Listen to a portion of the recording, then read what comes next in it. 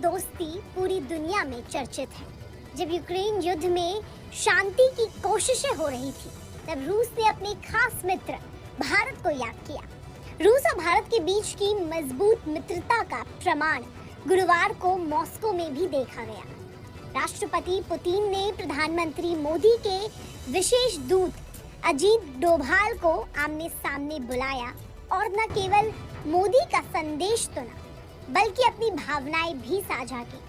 Putin ने एक बार फिर अपने मित्र मोदी का स्वागत किया और अजीत डोभाल के माध्यम से पीएम मोदी को अपना संदेश भेजा।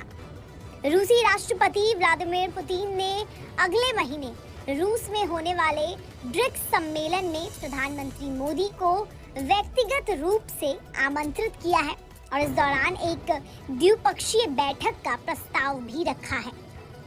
अजीत डोभाल ब्रिक्स के एनएसए सम्मेलन के लिए रूस में है। गुरुवार को डोभाल की पुतिन के साथ एक निजी बैठक हुई। इस बैठक में पुतिन ने एक प्रस्ताव रखा। उन्होंने डोभाल से कहा कि वे पीएम मोदी से ब्रिक्स सम्मेलन के अलावा अलग से मिलकर बातचीत करना चाहते हैं। पुतिन ने मोदी को अपना बहुत अच्छा दोस्त बताते हुए उन्हें शुभकामनाएं भेजी। सेंट पीटर्सबर्ग में अजीत डोभाल के साथ मुलाकात के दौरान पुतिन ने यह प्रस्ताव रखा। व्लादिमीर पुतिन ने अजीत डोभाल से कहा, मेरा प्रस्ताव है कि 22 अक्टूबर को पीएम मोदी से एक दूसरी मुलाकात की जाए। डोभाल भाई, प्लीज पीएम मोदी को हमारा वार्म रिगार्ड और शुभकामनाएं देना।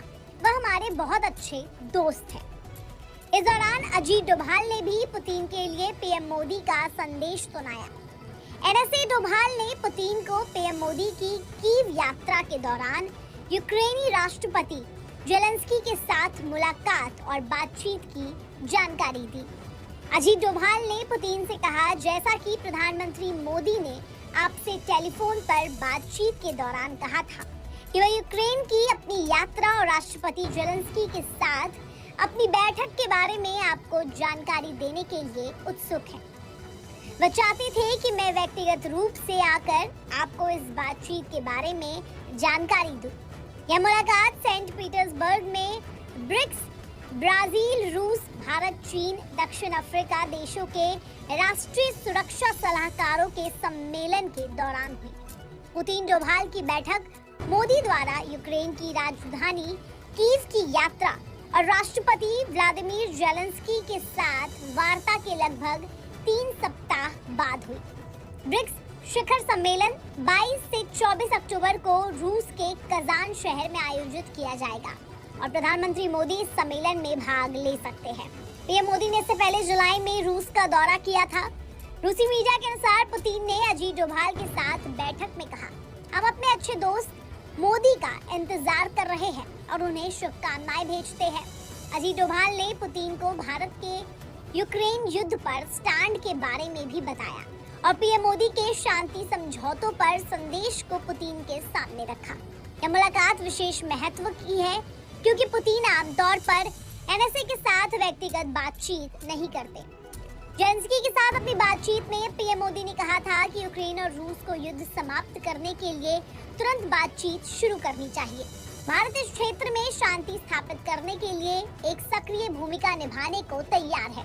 पीएम मोदी ने उस समय बताया था कि भारत युद्ध की शुरुआत से ही शांति के पक्ष में रहा है और वे संकट के शांतिपूर्ण समाधान में व्यक्तिगत रूप से भी योगदान देना चाहते हैं। पीएम मोदी की यूक्रेन की यात्रा, जो लगभग 9 घंटे की थी, 1991 में उस देश की स्वतंत्रता के बाद से किसी भारतीय प्रधानमंत्री की पहली यात्रा थी। यह यात्रा मॉस्को में पुतिन के साथ उनकी शिखर वार्ता के 6 सप्ताह बाद की घटना है। हाल के दिनों में रूस और यूक्रेन के बीच शांति वार्ता को आगे बढ़ाने में भारत की भूमिका को लेकर चर्चा हो रही है, क्योंकि नई दिल्ली के दोनों देशों के साथ अच्छे संबंध हैं। हाल ही में इटली की प्रधानमंत्री जॉर्जिया मेलोनी ने जेलेंस्की के साथ अपनी बातचीत के बाद कहा कि भारत और चीन इस लंबे संघर्ष के समाधान में भूमिका निभा सकते हैं। इससे पहले व्लादिवोस्तोक में पुतिन ने भारत, ब्राजील और चीन का नाम उन संभावित मध्यस्थों के रूप में लिया था जो यूक्रेन युद्ध समाप्त कराने में मदद कर सकते हैं। भारत का कहना रहा है कि यूक्रेन में संघर्ष का समाधान बातचीत और कूटनीति के माध्यम से किया जाना चाहिए।